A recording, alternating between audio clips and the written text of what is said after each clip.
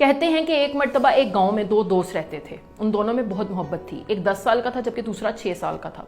वो दोनों एक दूसरे के लंगोटिए यार थे। एक दिन वो दोनों गांव में खेल रहे थे कि खेलते खेलते गांव से बाहर निकल गए। खेलते खेलते 10 साल का बच्चा कुएं में गिर गया और चीखने चिल्लाने लगा। 6 साल के बच्चे ने जब इधर उधर देखा तो उसे दूर दूर तक कोई नजर नहीं आया। आखिरकार उसने कुएं के ऊपर लटके डोल को रस्सी से नीचे फेंका और अपने 10 साल के दोस्त से कहा कि इसे मजबूती से पकड़ ले, और उस डोल को उस वक्त तक ऊपर खींचता रहा जब तक कि उसका दोस्त बाहर नहीं निकल आया। उसके बाद जब वो दोनों गांव पहुंचे तो उन्होंने सबको ये बात बताई, लेकिन किसी ने भी उनकी बात का यकीन नहीं किया। हर कोई ये कह रहा था कि 6 साल के बच्चे में इतना जोर कहां से आया कि उसने 10 साल के बच्चे को कुएं से बाहर निकाल लिया। लेकिन गांव में एक दाना शख्स था जिसका नाम रहीम चाचा था।